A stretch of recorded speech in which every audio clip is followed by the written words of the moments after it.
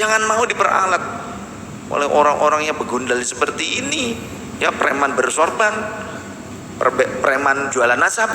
Jangan mau, udah.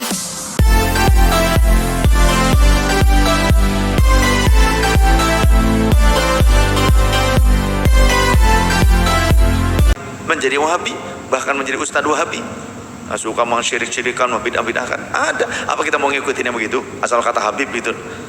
Yang Syiah, yang Rafidhah banyak. Habib yang jadi PKI dulu ketika pemberontakan PKI ketika zaman PKI, yang jadi penggerak itu Habib ada. Jadi jangan asal Habib. Awas, hati-hati, ini doktrin ya, awas. Ada orang yang mendoktrin kalau ngaji itu ke Habib supaya tidak sesat katanya. Nah, kalau Habibnya sesat gimana? Ini banyak sekarang doktrin yang supaya umat masyarakat Indonesia ini menjauhi para ulama, para kiai yang jelas mereka sanad ilmunya, kemampuannya, kealimannya. Bahkan di antara para kiai, para ulama itu juga mereka keturunan Rasul, dzurriyyah Rasul juga. Dari jalur laki-laki ataupun yang perempuan juga ada semuanya di Indonesia. Cuma mereka enggak melabelkan diri Habib, menutup-nutup. Kebanyakan mereka masih menutupi nasab-nasab mereka dengan ketawaduan. Mereka cuma menonjolkan keilmuan, kealiman. Nah, ini yang cuma modal nasab ini sekarang banyak keluar-keluar nih, mendoktrin umat dengan doktrin overdosis, kadang dengan doktrin cerita-cerita fiksi yang overdosis. Contoh, mengatakan bahwa Al-Imam Al-Faqih Muqaddam itu derajatnya lebih dari Syekh Abdul Qadir, dan Al-Imam Al-Faqih Muqaddam berkata, ya boleh saat ini di dunia Syekh Abdul Qadir itu masyhur, mujtahid mutlak. Dinisbatkan kalimat itu kepada Al-Faqih Muqaddam katanya. Gak ada, sumbernya dari mana? Kalau ada Habib yang seperti itu banyak Habib-Habib yang ngarang cerita tuh banyak, ya, banyak Habib-Habib ngarang cerita overdosis. Jadi apa, doktrin saja, jangan diikuti yang seperti itu, jangan diikuti, awas, hati-hati. Jadi jangan fanatik buta. Rasulullah melarang fanatik buta. Jangan mau diperalat oleh orang-orang yang begundal seperti ini, ya, preman bersorban, preman jualan nasab. Jangan mau, udah, jangan asal. Kemudian kalau Habib, kalau melakukan kesalahan bahkan menentang syariat, kemudian dianggap wajar, biasa, biarin aja, gimana? Gak boleh. Rasulullah melarang itu, gak boleh. Rasulullah gak pernah menghalalkan perubahan syariat yang dilakukan oleh keluarganya, gak boleh. Jangan merusak syariat. Nabi Muhammad lah yang Rasul, Sayyidina Muhammad lah yang menjadi tuntunan kita. Jadi kalau ada sekarang ngaku turunannya merubah syariatnya, jangan diikuti. Harus hati-hati. Banyak doktrin sekarang, doktrin ini overdosis ini. Apa-apa juga overdosis, jangankan itu. Sambel overdosis, muncrut, tipes, ya kan, overdosis. Walaupun tadinya halal, overdosis, kelewat. Sekarang banyak cerita-cerita overdosis, bab karomah lah, ini lain sebagainya, banyak yang disandangkan. Apa supaya ngedongkrak? Ya supaya apa? Nanti kelompoknya gampang nyari duit dari umat, supaya umat itu terkesan, terkesima, dan takut kualat. Itu banyak sekarang. Yang doktrin-doktrin ini dimunculkan untuk apa? Untuk meredam dominasi para kiai, para ulama yang benar-benar masyhur dengan keilmuan, amal soleh, dengan kewaliannya. Ya, seolah-olah kalau itu mah kiai, ya, beda dengan Habib. Kalau Habib walaupun bodoh itu lebih 70, ya, derajat lebih mulia dibandingkan kiai. Jadi Habib satu yang bodoh, Habib satu itu lebih mulia dibandingkan 70 ulama, dibandingkan 70 kiai. Nah, ini doktrin overdosis, gitu.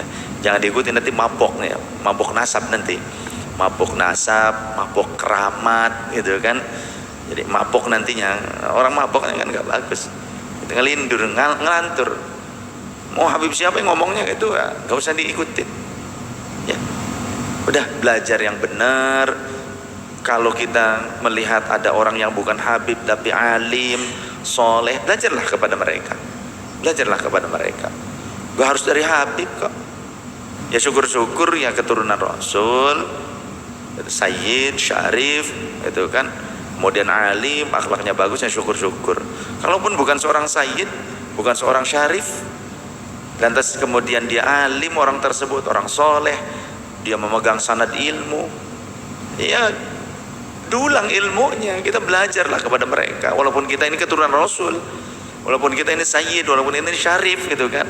Ya belajarlah kepada yang bukan Syarif tapi alim, wirai, bener akhlaknya soleh, mulia. Bergurulah kepada mereka. Dan jangan sombong mentang-mentang ane ini Sayyid, ane ini Syarif. Wahai kiai, ente pakai sarung BHS ya, atau sarung apa itu, SSA. Ane minta gitu. Ini kejadian nyata di Subang itu, ada karsian itu kiai, sarungnya lagi dipakai gitu kan. Ini santri nggak punya adab. Kata kiainya, katanya jangan yang ini, yang di rumah saja, yang di rumah masih baru. Nggak mau itu aja karena mungkin coraknya bagus. Dilepas, dipaksa. 2 kali kejadiannya seperti itu. Anaknya sama.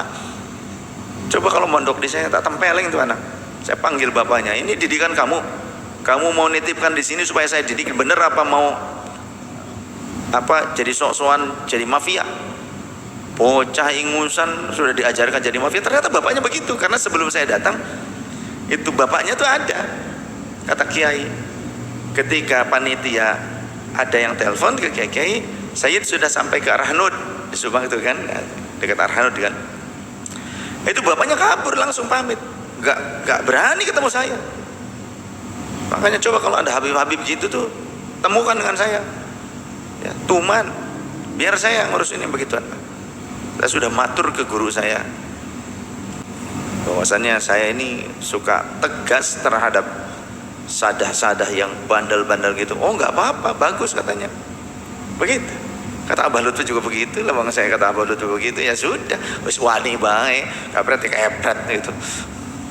Ya, itu saya itu urusannya. Makanya banyak mereka itu akhirnya memfitnah di belakang. Nggak berani tatap wajah langsung dengan saya gitu kan. Berani di belakang. Ya main bokong beraninya dari dulu. Itu banyak itu. Saksi-saksi yang sudah sepuh-sepuh yang berada di lingkungan-lingkungan Hadrami itu, mereka beraninya bokongan, belakangan.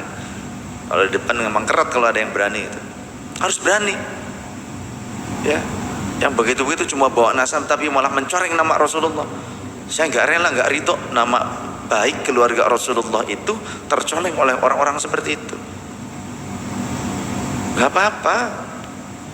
Jenengan menasehati, menegakkan hukum, nggak apa-apa. Ini negara hukum. Jangan seenaknya. Negara ini bukan negara mbah moyang dia. Negara ini negara yang berdaulat. Oh, jangan sampai ada perbudakan model baru, memakai dalil perbudakan, pakai perbudakan spiritual gitu istilahnya gitu kan, pakai nasab modalnya, pakai apa. Kita orang Indonesia, panjenengan semua punya hak untuk hidup nyaman, merdeka, jangan mau diperbudak. Apalagi kalau ada orang jangan mau dengan doktrin di darah kami mengalir darah Rasul SAW, kami ini cucu Rasul, maka siap kalian bela Habaib, bela kami. Siap kalian angkat senjata untuk Habaib. Yang dibelanya mafia, yang dibelanya begundal, ya, orang yang menyalahi syariat, orang-orang yang buruk akhlaknya, kemudian memperalat umat. Jangan mau diperalat. Itu banyak tersebar video-videonya ketika di atas panggung. Ini provokator nih suka minta dilindungi oleh umat. Cemen, jangan mau begitu. Masa sama orang cemen mau jenengan dijadikan alat? Siapa lah, siapa angkat senjata kalian yang dibela supaya membela dia yang salah kaprah padahal. Kemudian umat nih dengan doktrin itu kemudian asal bela, yakin jihad, syahid, mati sangit itu. Kalau kamu mati juga mati sangit. Ya, jangan mau dibodohin, jangan mau. Kalian diperalat oleh orang-orang yang mengaku sepihak sebagai seorang keturunan Rasul, kita juga nggak tahu gitu kan. Dan akhlaknya buruk, pergerakannya juga buruk, memprovokasi dan lain sebagainya, akhlaknya buruk. Kemudian Anda mau menjadi tameng hidup gitu, mau diperalat, itu namanya zombie. Kalau Anda mau itu zombie. Jangan mau diperalat oleh orang-orang yang begundal seperti ini, ya, preman bersorban, preman jualan nasab. Jangan mau, udah.